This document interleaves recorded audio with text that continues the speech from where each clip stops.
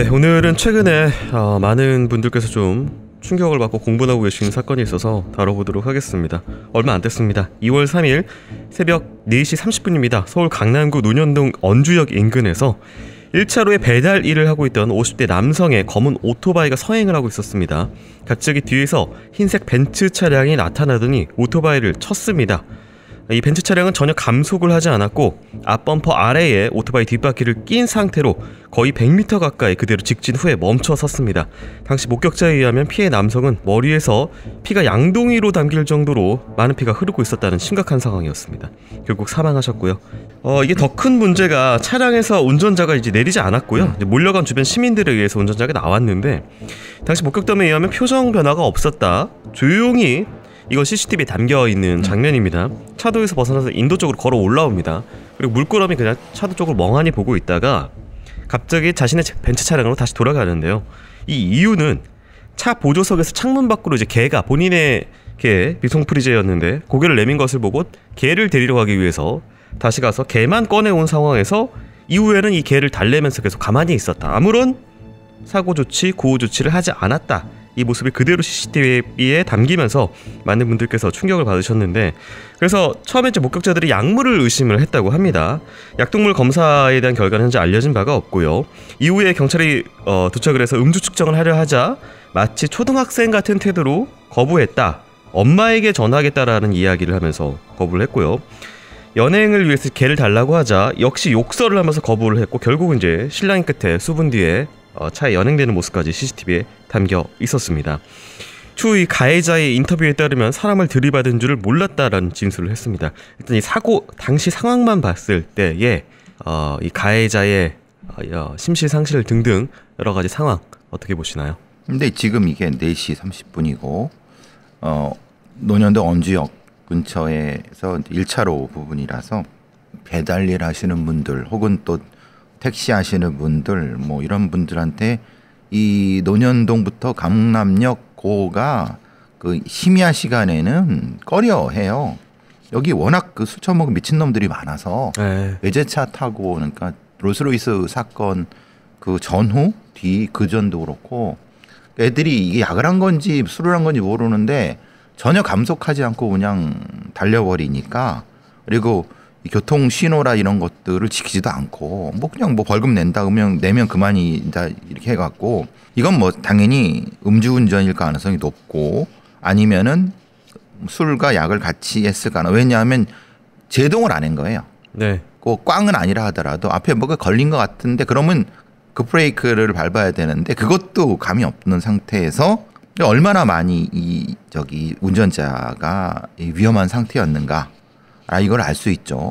뭐 고의냐, 뭐 실수냐, 이건 실수가 아닙니다.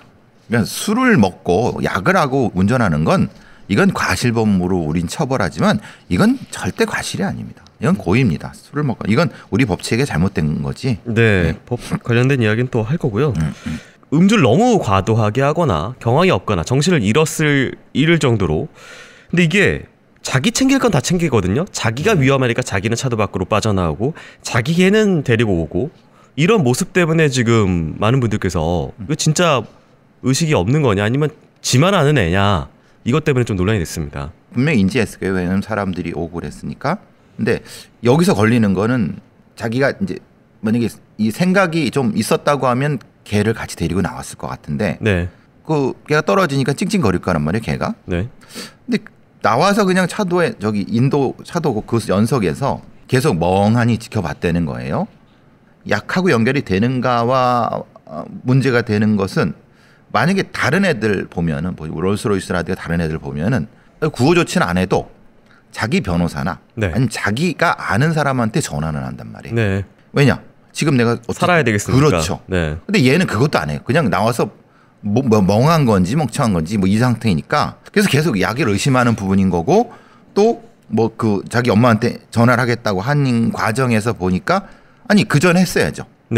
정신이 있는 상태라고 하면 그러니까 그건 아닌 거 보니까 그래서 저도 계속 뭔가 약에 의한 어떤 약간의 상태가 그런 것을 의심할 수 있는 상태가 아니겠느냐. 그리고 뺏으려고 하니까 욕하 그러니까 수갑 채우고 데려갔던.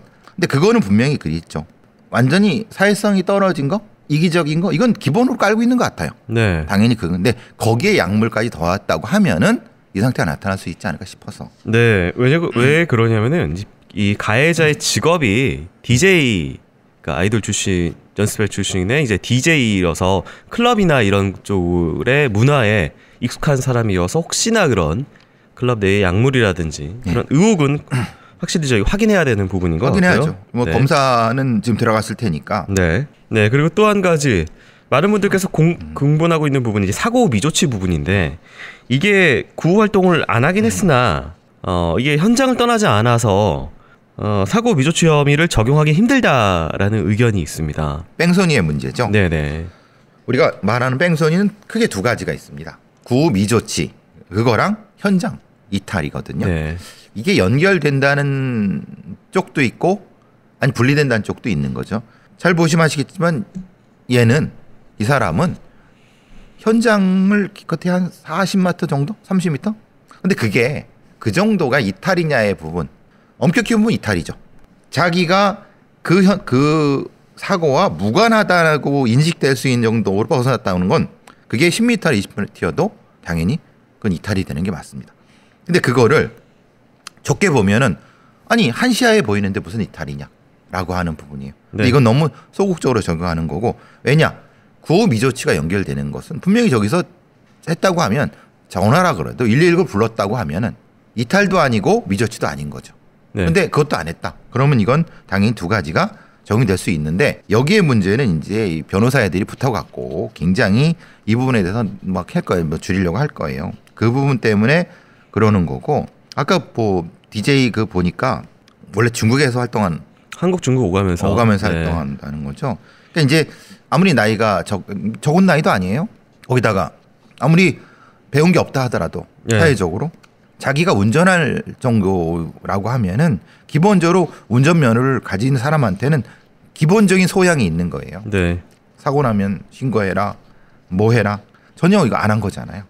거기에 대한 책임, 네. 도덕적 비난, 민사적인 거 다 책임을 져야죠. 네. 이 가해자 어머니가 이 추후 인터뷰에서 딸이 그러려고 한 게 아닌데 여론이 너무 좋지 않다라는 말이 오히려 근데 그러려고 한 게 뭐예요? 사람을 죽이려고 한 게 아니다라고 하신 것 같아요. 제가 말씀드렸잖아요. 네. 음주운전은 네. 과실범이 아니니까 이게 잘못 알려진 거예요. 그건 고의범이에요. 네. 그러니까 술 처먹고 운전하는 거 그건 고의죠. 그렇죠. 네. 그러려고 한 게 뭘 그러려고 한 거야. 그러니까 이게 딱 나타나는 거예요. 아니 지금 생태 같은 50대 가장이 돌아가셨어요. 아유, 거기에 대해서 무슨 여론이 좋다면 더 이상한 거 아니에요? 네. 그 도주의 위험이 있다 그래서 지금 현재 구속된 상태인데요. 구속을 해야죠. 그 전에 이미 본인이 살 길 찾아서 SNS를 다 막아놨더라고요. 본인의 유튜브 계정이나 이런 것들을. 네. 그리고 피해자 같은 경우에는 처음에 이제 홀로 아이를 키우고 있다라고 알려졌는데 확인된 바에 의하면 이제 개인 파산 문제로 아내와 이혼을 했고 이제 딸이 있긴 한데 이제 졸업을 앞둔 고3 이제 성인이 되는 고3 딸은 따로 살고 있다라는 부분이 있었고요. 지금 이제 이 처음에 이제 확인이 안 돼 신분 확인 등이나 빈소 마련 등이 안 돼가지고 지금 그 연주 앞에 도로 앞에다가 화환이나 이런 것들을 놓고 이제 동료 라이더분들이나 시민분들께서 추모를 하고 있는 현재까지도 좀 추모를 하고 있는 그런 상황이라고 좀 알려져 있습니다. 음주운전 관련법이 강화됐다고는 하지만 이게 지금 징역 3년에서 최대 징역 5년 6개월 정도로 강화된 부분이라서 국민 법감정하고의 괴리가 여전히 좀 많습니다. 우리가 잘못 네. 알려지고 네. 또 이 언론이나 이런 데서도 제대로 된 지적을 안 하는 게 형량을 강화하는 건 아무 의미 없습니다. 네. 아시다시피 형량을 높여봤자 실제로는 이게 헌법재판소에서 다 위헌 판결이 나옵니다. 왜냐하면 형량이라고 하는 것은 다른 거라 균형이 맞아야 돼요. 그러니까 이거는 이렇게 올려도 정치인들이나 이런 뭐 행정부의 몇몇 관료들이 이렇게 한다. 사실 그건 다 자기들도 아는 눈 감고 아웅하는 형태고 그게 아니라 행정적인 거. 예를 들면 음주운전했으면은 음주운전 관련된 부분에서 음주운전 차를 몰수한다든가 음주운전 하게 되면 운전을 못하게 한다든가 이런 것들 행정적인 차원에서 할 수 있는 것들이 안 하고 있고 그러니까 중요한 부분은 언론이나 아니면 관료들이 정치인들이 건드리고 싶지 않은 부분이죠. 근데 실제로 우리 사회에서 꼭 해야 되는 부분들에 대한 얘기를 안 하니까 문제는 이런 가해자들은 좀 있다가 사면 받거나 아니면 형량 얼마 안 받아갖고 또 운전할 거예요. 네. 이게 뭐예요? 네, 굉장히 안타깝습니다. 많은 음주운전 하는 그런 사람들이 있죠. 뭐 연예인들도 있고 특히나 뭐 이제 알려진 사람들 때문에 점점 더 공분이 있는 사건 이렇게 환기가 되긴 하지만 이거 사실 안 유명한 사람들이 훨씬 더 많거든요. 그 집단에는 그렇죠. 여전히 하고 있고요. 네, 음주운전은 교수님께서 말씀하신 대로 과실이 아닌 고의다. 라는 점이 다시 한번 좀 세상에 좀 알려졌으면 좋겠고 여러 가지 행정 조치들이 이어지기를 기대합니다. 자, 이 사건 어떻게 진행되는지 이후 추후에 또 지켜보기로 하고요. 이 사건 여기서 마치고 돌아가신 분 고인의 명복을 빌겠습니다. 교수님 감사합니다. 감사합니다.